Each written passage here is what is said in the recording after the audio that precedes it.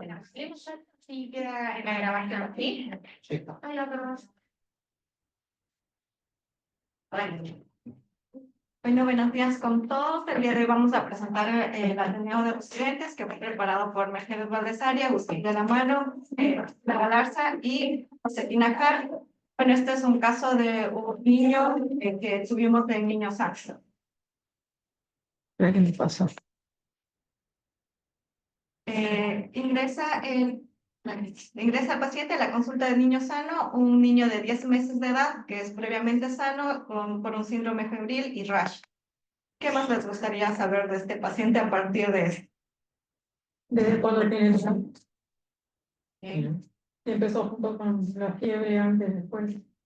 ¿Cuánto tiempo de evolución tiene el cuadro?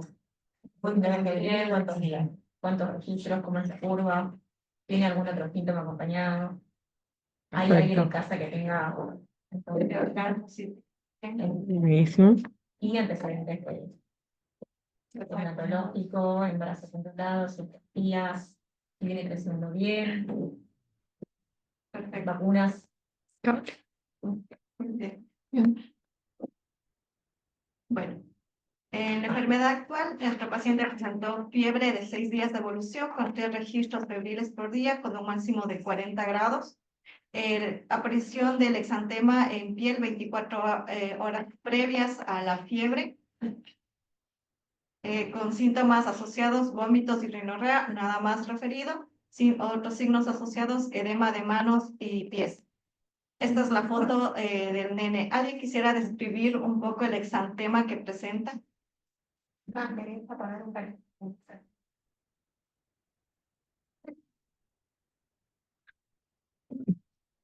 No, no para otros pacientes. Ay, perdón. En nada. Lesiones como placas eritematosas confluentes en lo que es el brazo derecho, también tiene eritematosos en la mejilla derecha, en el tórax también, en el abdomen, en el tronco también tiene estas lesiones. Bueno, no se ve las piernas en la foto, pero también estaba en las piernas, en miembros inferiores. Bueno, los antecedentes personales es un paciente de 10 meses que es previamente sano, no refirió ninguna enfermedad, nacido a término con un peso adecuado para la edad gestacional, con las vacunas completas por referencia y que no había recibido ninguna medicación en las últimas meses y semanas. Y de antecedentes familiares, ninguno. Bueno, al examen físico, al examen físico presentó una frecuencia cardíaca de 123 con una respiratoria de 36, una temperatura de 36.5 en el momento de la consulta, con un peso de 13 kilos 500, que era un percentil mayor al 97. El paciente se presentó en buen estado general, vigil, reactivo, conectado, afebril, eukárdico, 2 ruidos en los 4 focos, silencios libres. Se le encontró de positivo una adenopatía cervical posterior derecha en rango no adenomegálico y además presentaba el exantema que ya habíamos hablado, que aquí tienen otras imágenes para que lo puedan ver. Y también tenía el edema, que estaba este exantema asociado a edema de manos, pies y también labios eritematosos. O sea, había un ganglio palpable. Había un ganglio no adenomegálico. Claro. Bueno, ¿Puedo hacer un comentario? Sí. Los labios están un poquito eritematosos, pero no están edematizados ni sangrantes. No. Y es un nene con sobrepeso. Entonces, las Sí. manos edematizadas, si no encontraron si tenía, o los pies, si no tenía signos de Godet o signos de edema francos, es dudoso también. Sí, eso fue más referido por la madre que otra cosa. No se cansa de decir, bueno, tenía edema, tenía. Sí, Y el exantema, para donde uno rumea, tomar bien los signos clínicos y evaluarlos, ¿no? totalmente. estos datos clínicos que hemos hablado del examen físico y los antecedentes del paciente, ¿qué diagnósticos presuntivos ustedes podrían derivar de este paciente? Vamos. De Kawasaki. ¿Qué más? No, pero no es lo primero que pensamos cuando viene un nene con 6 días de fiebre. ¿no? Tiene otro objetivo. Y quiere lo había estado, no me mano de pieza, quiere que quede más Bueno, ¿y qué otra cosa?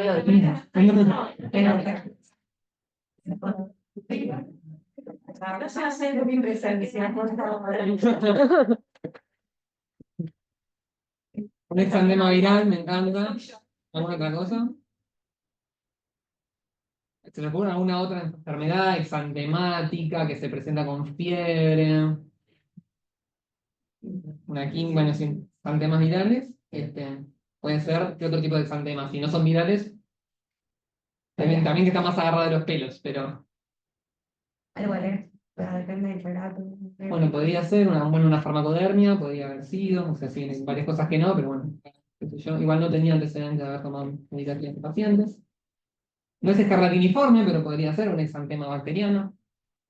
Después alguien tiró la palabra inmuno, por ahí. Inmunocosa. Bueno, Bueno, Bueno, las dos. se habló de los diagnósticos de bacterias, tal vez por ahí en la parte inmunológica, reumatológica, una artritis idiopática juvenil, un qué edema barbaridad. hemorrágico como principal sospecha diagnóstica es la enfermedad de Kawasaki, ya sea completa, incompleta o parcial. Listo, ¿cómo seguimos entonces con estos diagnósticos presuntivos que tuvimos con la clínica, el examen físico, los antecedentes? ¿Les gustaría hacerle algún examen complementario? ¿Qué esperan encontrar? Una pregunta, capaz que está ¿cuántos días de fiebre? 6 días.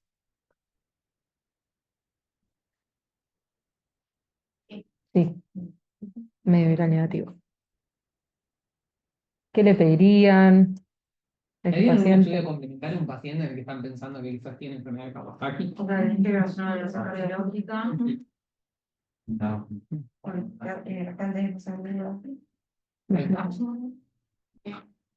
Terminar que me parezca.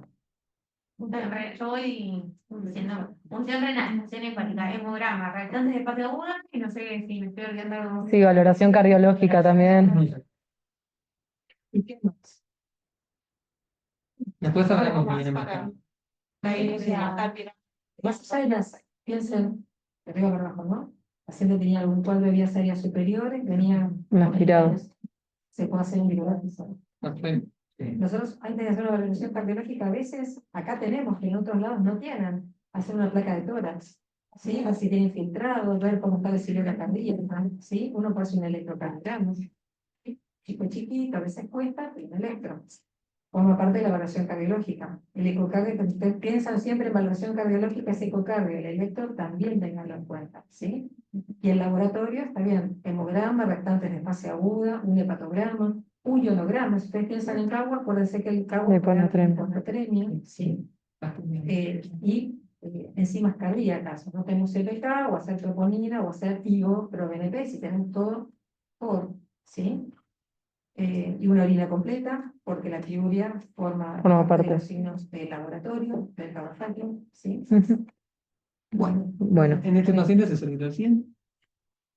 En este paciente hicimos como exámenes complementarios, se hizo el laboratorio que reportaba glóbulos blancos de 1800 con 33 de neutrófilos segmentados, linfocitos 63 y monocitos 4, con una hemoglobina de 9.3, un hematocrito de 29, BCM 69, HCM en 22, las plaquetas en 503.000, una urea de 9, un ácido úrico de 2.4, una glucosa de 110, una crea de 0.22, un calcio de 0.5, fósforo de 5, magnesio de 2.1, con unas bilirrubinas totales menor a 0.15, GPT de 7, GOT de 23, las proteínas totales en 5.7, la albúmina en 3.4 y un PCR de 37.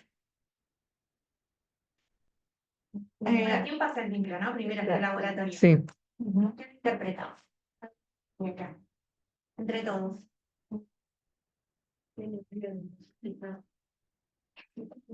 ¿Qué les parecen los blancos? ¿Tan altos? Entonces, y la PC realmente le va. ¿Y las plaquetas? Sí, ¿Qué les parecen? ¿Pero por qué les parecen? ¿Cuántos días de evolución tiene este chico? 6 días de evolución. ¿Del cabo? Me está adelantando un poquitito. Gracias. Se está poniendo. Acá cuando ese laboratorio, por eso, ¿qué piensa? Dice, "Y, Generalmente la convocatoria aparece después de los 7 días. sí, 10 casi te diría, sí, séptimo, pero está por arriba del 10, sí, con pico a los 15 días, porque ahí no pega mucho, ¿no? Los blancos tampoco están tan altos, tienen No. 10%, tiene una fórmula de predominio linfocitario, tampoco Tampoco. para la albúmina ha estado baja, y la PCR está alta, no tan alta, pero está alta. Y el resto es normal. Bueno, Se le hizo un electrocardiograma que reportaba una taquicardia, sin embargo, en ese momento el paciente estaba febril. Se le hizo también un ecocardiograma que reportó sin cardiopatía estructural, función del ventrículo izquierdo conservada, coronarias normales, una coronaria a la arteria coronaria derecha de 1.6 milímetros y la izquierda de 1.9 milímetros. Y también se hizo un aspirado de nasofaringe en busca de etiología viral, que reporta un rinovirus y enterovirus y un adenovirus detectable. Sin embargo, este examen se pudo rescatar días después de que el paciente se presentó en la consulta.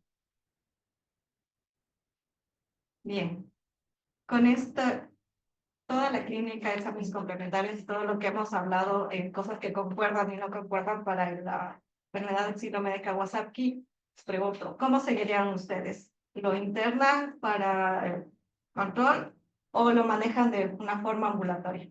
¿Es un medio confiable? Sí, sí, parecería que sí. sí. Yo con Y ese ya laboratorio. ¿Mm? Y Sí. Sí. Pero confío. Levanten la mano quienes me internan. Oh, minoría. Ahí me hicieron un.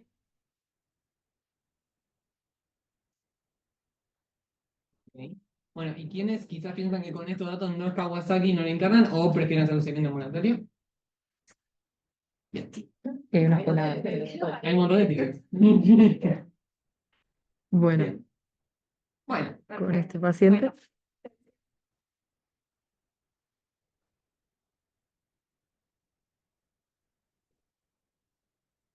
Bueno, al seguimiento, el paciente continúa con sus controles diarios, se mantiene febril desde hace 48 horas, con 7 días totales de fiebre, con un nuevo laboratorio que estaban las plaquetas en 608.000 y un PCR de 8.8 y las enzimas cardíacas normales, laboratorio.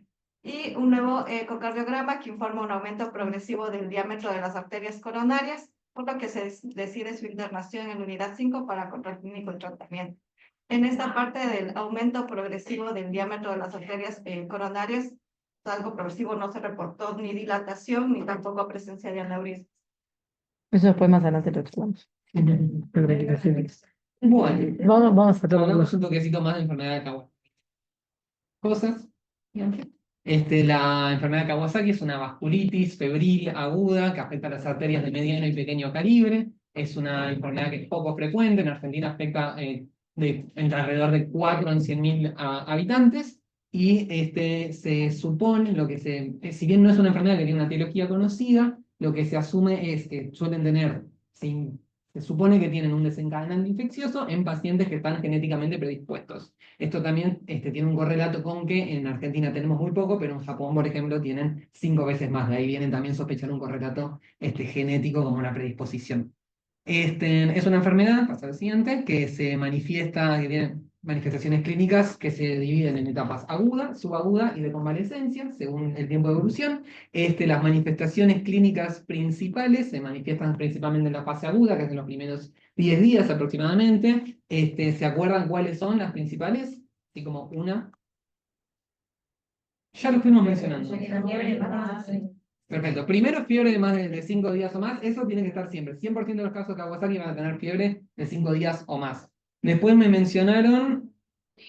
bilateral. Perfecto, bien. Tenemos cambios en la conjuntiva. Generalmente es una conjuntivitis bilateral, no exudativa. Puede tener uveitis también. Podemos tener, ¿qué otra cosa? La lengua está mezclada. Perfecto. Cambios en la mucosa oral, que puede ser lengua paralizada, puede ser quilitis, puede ser labios agretados, puede ser eritema. Podemos tener que otras cosas, ahí van apareciendo. Que si la mano, Perfecto.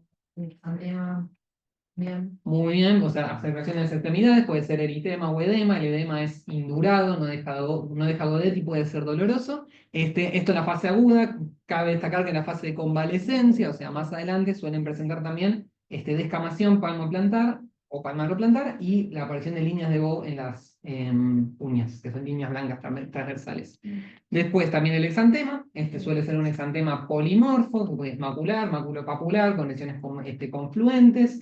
Tiene una presentación muy variable, lo que nunca tiene son vesículas o ampollas o bullas.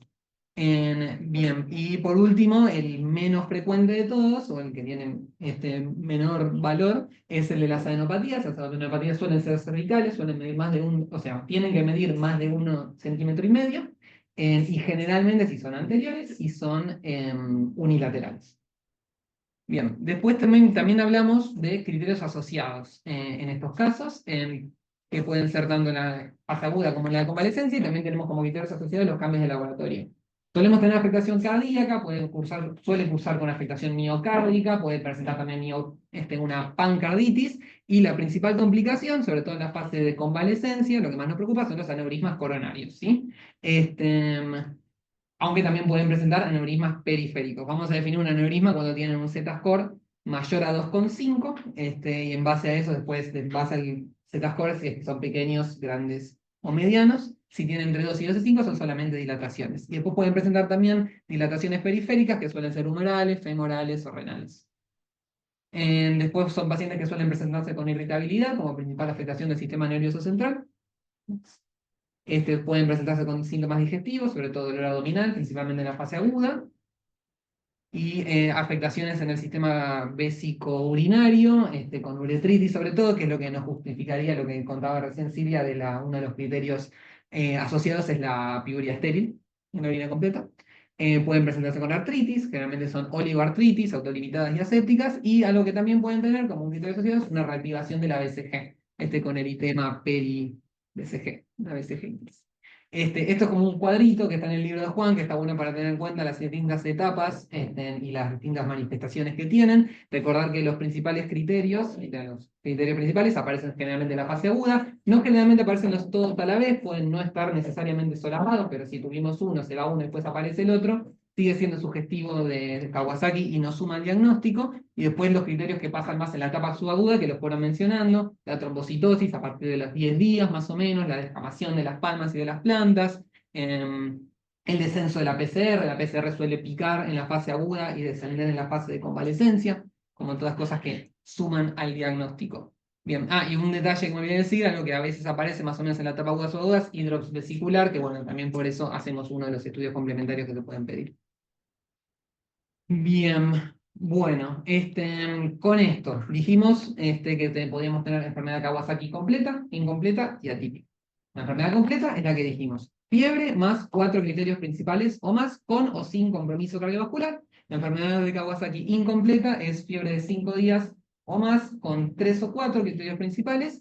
Y después la enfermedad de Kawasaki atípica es una presentación de un síndrome febril con manifestaciones clínicas infrecuentes que no se condicen necesariamente con las típicas, pero que sí o sí presenta compromiso coronario, ¿sí?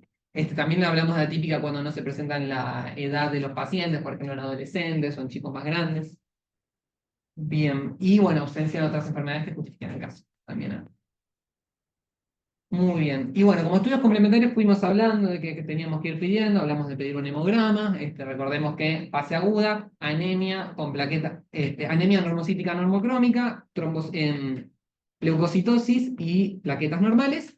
Etapa de convalescencia pican las plaquetas, trombocitosis. Después eritrosedimentación y PCR, siendo la PCR más sensible, que aumenta al principio y baja después, el ionograma, porque los pacientes pueden presentar hiponatremia, que es un criterio de gravedad.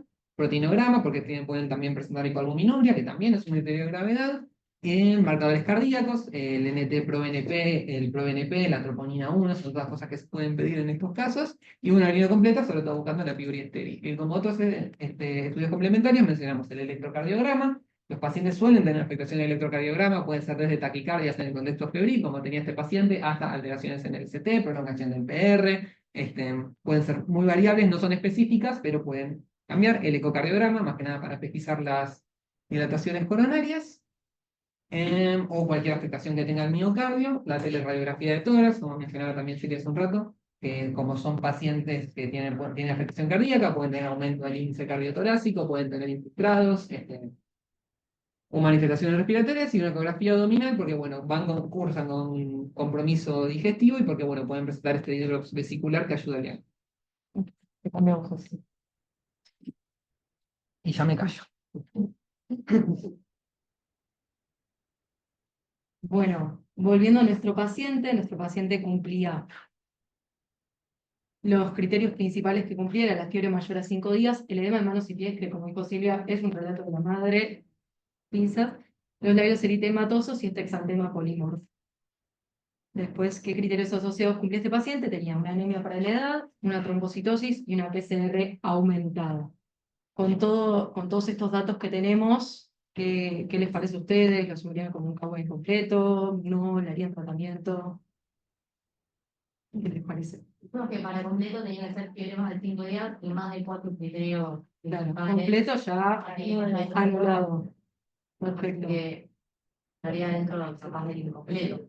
Claro, perfecto. Bueno, y ahora, perdón, ahora con este diagnóstico presuntivo de enfermedad de Kawasaki incompleta, pusimos un algoritmo para evaluación del paciente con sospecha de Kawasaki incompleto. O sea, ahí está. Bueno, primero un paciente con fiebre de más de 5 días y 3 o 4 criterios asociados, que es en el caso de este paciente. Se van las características del paciente. Se asumió como que podría ser consistente con la enfermedad de Kawasaki incompleta, por lo cual se evaluaron las pruebas de laboratorio. Tenía una PCR mayor a 3, una electrocelulación no se le realizó, pero la PCR era mayor a 3 a su ingreso. Después se evaluaron los criterios de laboratorio, que como dijo Agus, serían hipoaluminemia, hiperplaquetosis, con 450.000 plaquetas. ¿Cómo se llama? La hiperplaquetosis es después Después de del los 7 días. sí. Entonces, no consideren esas plaquetas como criterio de Kawasaki para este paciente. Ok, Porque tenía plaquetas altas en los primeros 10 días de evolución, donde las plaquetas altas son un restante de fase aguda. No consideren plaquetas altas en CAGUA en aguda. Siempre después. ¿Sí? Tengan en cuenta eso. sí.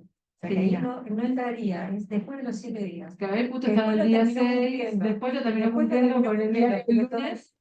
pero Todavía no lo Sí. cumplía, sí. Es bueno, hiperplaquetosis después de los 7 días, la Exacto. hipoaluminemia, la anemia para la edad, que este paciente sí la tenía, aumento de las transaminasas, que no lo cumplía, unos blancos mayor a 15.000 y una orina con leucocituria. Con esto, que tenía menos de 3 criterios de laboratorio, se hizo un ecocardio y un electrocardiograma, que fueron negativos. El ecocardiograma, si bien en el segundo ecocardio nosotros decimos que tiene un aumento progresivo de las arterias del diámetro de las arterias coronarias, nunca fueron por encima del Z mayor a 2,5 ni un Z mayor a 2, llegaba ese diámetro de las arterias coronarias, por lo cual consideramos que el ecocardiograma era negativo, y un electrocardiograma que, si bien tenía una taquicardia sinusal, era en contexto febril, así que no se jerarquizó. Por lo cual, bueno, ahí quedan dos caminos: si la fiebre persiste o la fiebre absuelve. Si la fiebre persiste, se repite en el ecocardiograma y el electrocardiograma, se consulta con experto en enfermedad de Kawasaki, y si la fiebre resuelve, se considera la enfermedad de Kawasaki como un diagnóstico poco probable. ¿Seguido? En cuanto al tratamiento, el tratamiento de primera línea es inmunoglobulina endovenosa asociado a ácido acetil salicílico a dosis antiinflamatoria, que acá pusimos de 80 a 100 miligramos kilo, que es lo que dice la AJA, pero también las guías japonesas dicen que se puede dar una dosis antiinflamatoria de 30 a 50 miligramos kilo cada 6 horas vía oral, y muy importante que se tiene que reducir a dosis antiagregante después de 48 horas que el paciente se presenta febril, y continuar con la dosis antiagregante durante 6 a 8 semanas.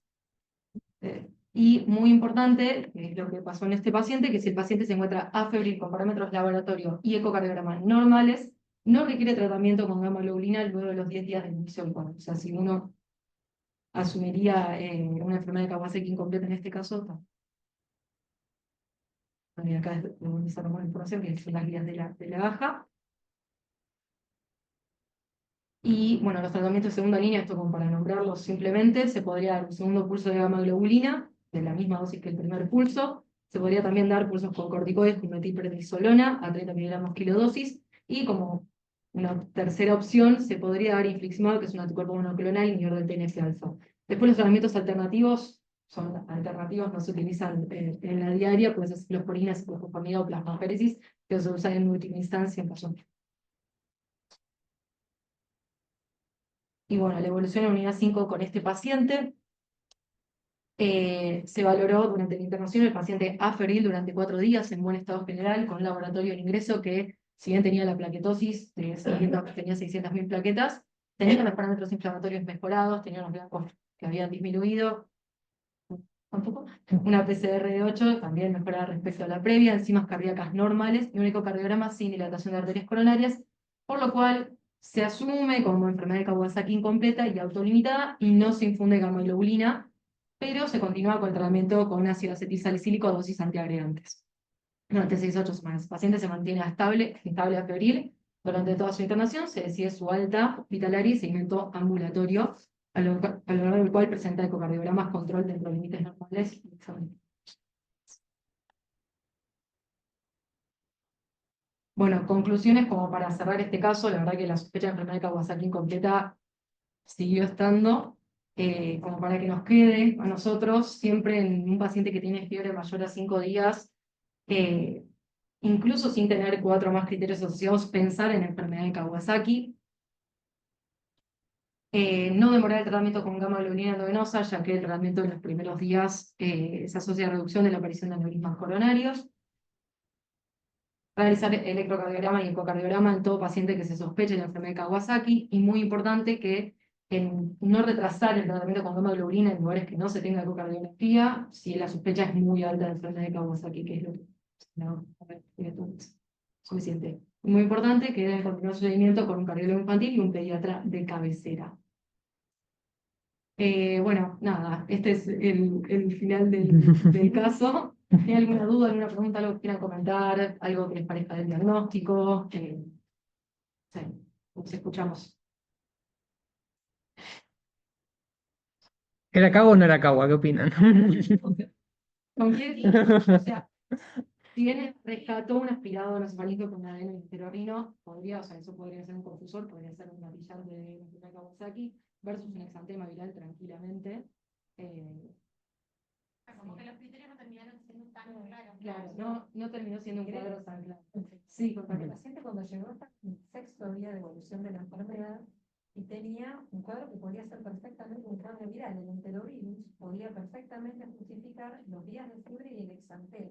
Digamos, resultaba dudoso, y un chico que tiene 6 días de fiebre muchas veces tiene un poco de eritema en los labios, pero no tenía lantema, no tenía lengua frambuesada, los labios no estaban edematizados, sangrantes, que son los labios que uno ve en el Kawasaki. El chico estaba en muy buen estado general y se le podía hacer seguimiento ambulatorio. Pensando en un cabo incompleto versus un exantema viral, bueno, le hacemos un laboratorio, que es el que primero contaron los chicos, y nos encontramos plaquetas altas. Cuando uno encuentra plaquetas altas en esos primeros 10 días de evolución, uno piensa que es un reactante de fase aguda, que todo lo que tenía podía ser freno inflamatorio, la anemia y el resto del laboratorio. No tiene una leucocitosis terrible, tiene una PCR alta, moderada. Dijimos, bueno, podemos hacer seguimiento ambulatorio, se nos cita, se le hizo el ecocardiograma, dada la sospecha, uno hace todo. Dado que todo le dio negativo, dijimos, bueno, vamos a hacer el seguimiento del algoritmo del incompleto. Y seguimos cada paso de ese algoritmo. Entonces, creo que lo primero felicitarlos a los chicos por pensarlo. Segundo, por el anterior, que estuvieron muy, muy bien. Y creo que lo más importante es eso, no llevarse la sospecha diagnóstica. Y que si uno sigue ese algoritmo general, no se va a equivocar. Y a veces te genera mucha duda, como este chico que nos terminó quedando medio en medio. Cuando llevabas 8 días de evolución, estábamos acercando al momento en que es más útil la gamma-globulina, que son alrededor de los 10 días. Si este chico hubiera persistido febril en esas 24 48 horas que le entramos, que era un fin de semana, ¿sí? Si hubiera seguido febril, le pasábamos la gamma-globulina estando internado. Cuando vimos las plaquetas que seguían altas y subiendo, si bien el chico estaba sin fiebre, llevaba casi 24 horas sin fiebre, mejorada la clínica, pero que podía llegar a tener algún registro febril o algo que nos hiciera pensar, bueno, sigue siendo una sospecha de causa lógica, lo podemos tratar estando internado y lo observamos. Y cuando miramos los ecocardiogramas, había una diferencia de milímetros entre un operador y otro, lo cual puede pasar entre un operador y otro. Vieron que los ecos son muy operador dependientes, entonces había una mínima diferencia. Si no estaba hacerle un ecocardiograma de vuelta, necesitaba tenerlo al chico acá. Entonces lo observamos y miramos qué le pasaba. El chico autolimitó, dejó de tener fiebre, se le fue el exantema, los labios nunca empeoraron, la lengua nunca se le puso aframbuesada, nunca cumplió más criterios. Sin embargo, las plaquetas después siguieron subiendo. En ese momento, cuando un chico está sin fiebre, autolimitó la enfermedad, y uno se queda con esa sospecha que aún así pudo haber sido un incompleto, uno le pone la dosis antiagregante y lo observa. Y lo sigue como si hubiera sido una sospecha. Ustedes me dicen, ¿pudo haber sido todo el enterovirus? Sí, sí, podría haber sido el enterovirus. Pero ¿qué es lo peor que le podía pasar? Tener un CAGUA no diagnosticado. Si el paciente hubiera seguido con lactantes de fase 1 elevados, aunque no tuviera fiebre, lo hubiera tratado igual. Y aunque hubiera mejorado la clínica, si el laboratorio era patológico o empeorado, lo hubiera tratado igual. ¿Se entiende? ¿Por qué? Porque el laboratorio mostraba que todavía había inflamación, aunque el chico hubiera clínicamente mejorado. ¿Sí? Algo importante que dijeron los chicos es que los signos clínicos aparecen en forma diaria. Entonces, por eso el seguimiento de los pacientes que uno sospecha un incompleto es diaria. Todos los días lo miro y lo reviso, lo miro y lo reviso, porque no uno no puede pensar solamente que la mamá se va a dar cuenta de todo. Pero lo tenemos que mirar e ir repitiendo los laboratorios.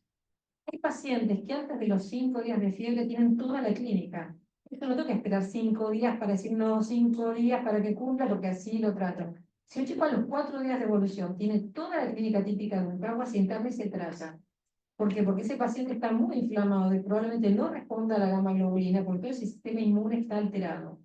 Entonces es probable que lo que interna le pase gamma y necesite otra dosis de gamma, sí, pero tiene más riesgo de compromiso coronario. Los chicos chiquitos, menores de 1 año, los varones tienen más riesgo de compromiso coronario. Entonces son los que a todos los tenemos que mirar, pero con esos ojos tienen más riesgo. Siempre palpen las arterias periféricas, siempre busquen aneurismas. Pero los aneurismas periféricos siempre van de la mano o asociados a aneurismas coronarios. Entonces, si hay aneurismas coronarios, presten más atención a buscar aneurismas periféricos. Es raro que sea al revés. Entonces, esos pacientes uno puede tener el 100% tiene fiebre y ese marca el día 1 de la fiebre, marca el día 1 de la enfermedad y uno empieza a contar los días a partir de ahí. Es muy raro que un paciente tenga exantema previo al inicio de la fiebre, como le pasó a este chico. Y eso también nos dio duda. ¿Por qué tiene un exantema antes? A veces puede pasar que la mamá no registre la fiebre y que ese día no se haya dado cuenta y ese chico ya haya estado con fiebre ese día. ¿Sí? Después, si los pacientes tienen plaquetas bajas en la etapa aguda, es un factor de riesgo de compromiso coronario. Entonces, ojo con las plaquetas normales en etapa aguda, que es lo esperado, pero si son bajas o plaquetopenia, ojo porque tiene más riesgo de compromiso coronario. ¿Sí? Yo me noté algunas cositas de acá. ¿Por qué lo internamos? Eso les quería contar. El ecocardio, que es muy subjetivo. No, y nada más. Y el electrocardiograma, siempre hacerlo cuando el chico esté sin fiebre. En la medida de lo posible, hacerlo sin fiebre. Y otra cosa importante, cuando pasen gamma en un CAGUA, si tiene fiebre, hay que seguir pasando gamma. ¿Por qué? Porque la fiebre es por la enfermedad, no es un efecto adverso de la gamma. Muchas veces pasa que le pasan en 80 horas la gamma porque tiene fiebre, pero si yo no le paso la gamma, va a seguir teniendo fiebre. Entonces en los CAGUA le bajan la fiebre, pero sigan pasándole la gamma. ¿Sí? Bueno, no sé si quieren preguntar algo que les pueda yo contestar. O contarles. Si la fiebre de 5 días, o sea, porque me pasó que cumplía varios criterios, pero con fiebre de 48 horas. Vos lo podés sospechar. Si el paciente tiene toda la clínica, aunque tenga 48 horas de fiebre y tiene todo, vos lo podés diagnosticar. ¿Sí? O le preguntás a alguien que tiene experiencia, ¿por qué son 5 días? ¿Por qué dice? ¿Por qué pasa 5 días? Por a Kawasaki se le ocurrió, ¿saben qué fue Kawasaki? Un pediatra japonés que adquirió la enfermedad en el 67 en Japón. Se murió en el 2020, en junio, en plena pandemia. Tenía 20 y pico de años. ¿Saben que cuando él quiso publicar los primeros casos no se los quisieron publicar porque no le creyeron? Era una enfermedad diferente, nueva. La idea existía la enfermedad, pero nadie había hecho la descripción. Si alguna vez leen la descripción que él hizo de la enfermedad, es un placer ver cada paciente que le había hecho toda la curva de síntomas y las curvas febriles para poder pensar los criterios de diagnóstico. Y cuando hace la descripción de la enfermedad, se desconocía el compromiso coronario y pensaron que era un exantema febril autolimitado y el tipo se curaba, como si fuera un exantema viral común, hasta que los pacientes empezaron a morir. Y ahí empezaron a probar distintas terapéuticas, empezaron con aspirina, la aspirina tipo seguía a nivel de un compromiso coronario, empezaron, a alguien se le ocurrió, bueno, la gama, con distintas dosis de gama, hasta llegar a esta dosis que hoy usamos de 2 gramos. Entonces, volviendo a tu pregunta, 5 días, porque la mayor parte de los exantemas virales se resuelven alrededor de los 5 días, 6 días, a lo sumo 7, pero están casi todos se autolimitan en ese momento. Entonces, 5 para descartar otras enfermedades. ¿Por qué? Porque un criterio chiquitito de enfermedad causal que es descartar otras enfermedades. El problema es que a veces los agentes virales son desencadenantes, genera más confusión. Es decir, bueno, tenía un enterorinovirus y tenía un adenovirus. Perfectamente justificaba todo lo que tenía este chico y las fiebres inicial. Pero podía haber desencadenado un cambio. Entonces, lo más importante que creo que se tiene que llevar hoy es pensarla. Y buscarla y pensarla. Porque chicos febriles van a ver en la guardia como motivo de consulta más frecuente. Pensemos que todos son Kawasaki, porque si no se les van a escapar otras cosas. Estas patologías mucho más frecuentes que el Kawa. Si ustedes lo piensan y alguna vez lo vieron, lo van a pensar. Hoy vi un paciente que derivaron del Durán. Una paciente que rotó por acá, estuvo en la sala, pensó en un bebé que tenía una diarrea con rotavirus y que le internan porque estaba febril, 4 meses, un varón, empezó a tener síntomas sugestivos de enfermedad de Kawasaki. Y al 6º día de la enfermedad tenía muchos criterios. Pueden haberse quedado porque la fiebre era por el rotavirus, pero como se empezó a brotar, se le pusieron eritematosos los plantas en los pies, apareció la inyección conjuntival, lo pensaron, llamaron, consultaron. Y el chico fue un Kawasaki, tenía un ProBNP 3700, troponina normal, no tenía compromiso coronario a pesar del viejo, muy chiquitito. Le pusieron la gama, a las 24 horas estaba totalmente asintomático, los parámetros de inflamación bajaron a las 48 horas, y lo mismo impecable. ¿Sí? Pero alguien lo pensó, se podrían haber quedado con el rotavirus. Entonces, llevarse eso, llevarlo a usted que vaya. Porque van a hacerle la diferencia al paciente. No sé si algo más les puedo contar. Tengan en cuenta la cronología de la enfermedad, las etapas. Eso es todo. Muchas gracias.